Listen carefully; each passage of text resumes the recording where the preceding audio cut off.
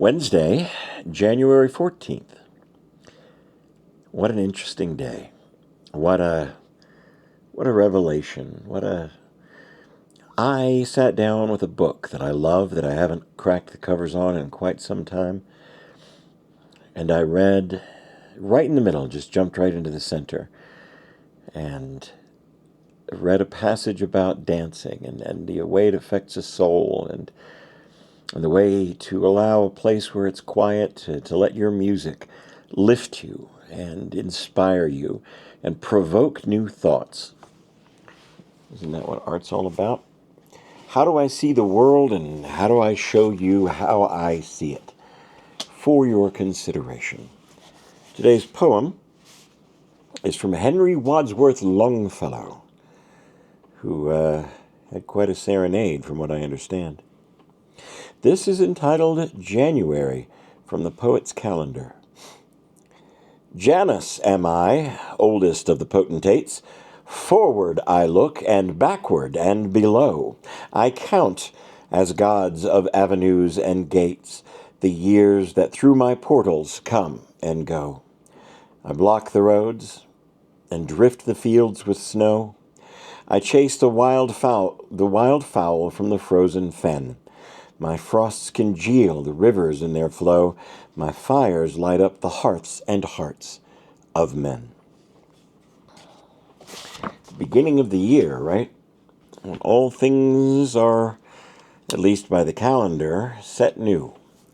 My encouragement for this year, for your January, is to allow the slowness to happen, to allow the lakes to freeze, to allow the snow to prevent the roads from opening. Take a moment by your own hearth. Find some joy and treasure it. Let it light the coldness. Let it ignite your inspiration. Don't try to make big sweeping changes just because this is the beginning of a new calendar. A little bit every day. A little tiny bit every day. Go out and take a walk. Just a little ways. And maybe tomorrow you walk one extra mailbox. And maybe today you write one line or one paragraph, or pull a favorite book down and read one chapter, just to let the rest of the world continue on its barreling, out of control, chaotic way. But you and I, we will sit and we will move forward incrementally, like an iceberg, like an ice floe that gradually, in its way, makes carvings of mountains and valleys and canyons, slow, incremental, but everlasting. At least in our perception and in our lifetimes.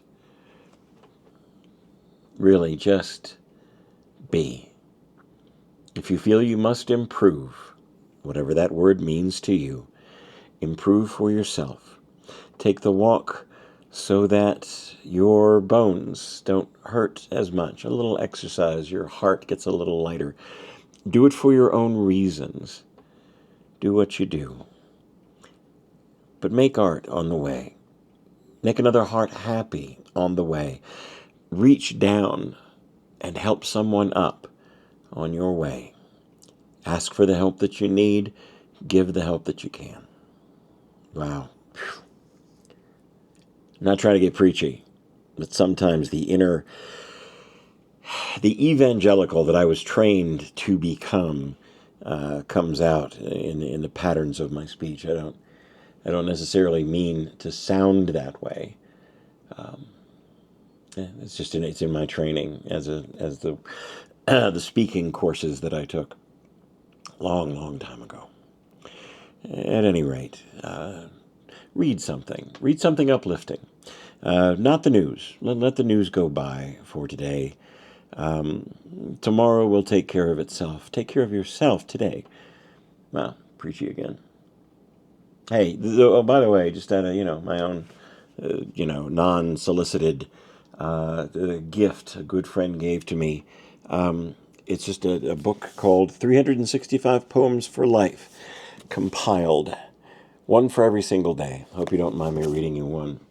every now and again. And it's generally very uplifting to me when I read them in the morning before I write my own pages. Try to do uninfluenced. Yeah, it's a day off. Tomorrow is a show day. Tomorrow I begin again in the new season of 13.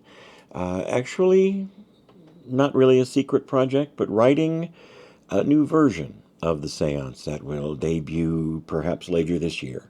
We'll see where it goes and how it comes out. I am excited to be writing and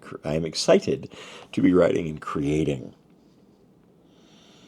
And in this beautiful inspirational place that I have been graced to live, the inspiration comes easy. Just comes easy. You know, those are the immortal words of Jim Steinman.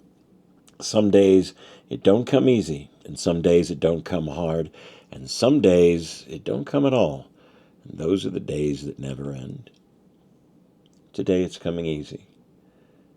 You're a good friend. I really appreciate you listening to my ramblings.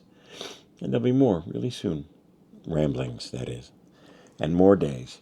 And new opportunities to make your art directly from inside of you. If you're angry, and Lord knows we have reasons to be angry, channel that into something creative. Make something out of it. Make something positive out of it. Some days you just got to be angry, and I get that. And some days you got to be sad, and I get that. But do not hurt yourself in your anger. Do not hurt yourself in your sadness. Recognize yourself for the glowing, incredible spiritual being that you are. Whether you believe in it or you don't. And it's fine if you don't. I still appreciate you listening to me ramble about it. I hope, my friend, that there is love where you are. And I'll be back soon.